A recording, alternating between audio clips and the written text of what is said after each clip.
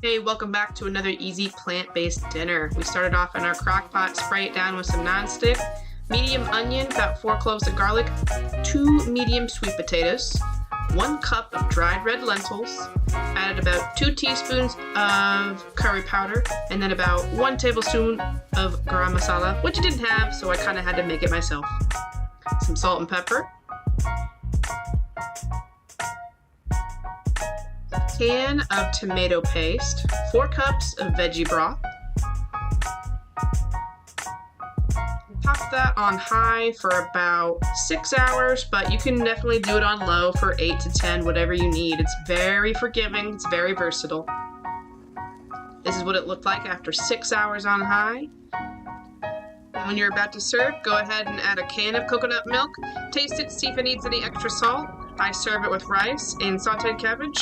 Added some fresh onion and cilantro on top, and it was amazing. Thanks for watching.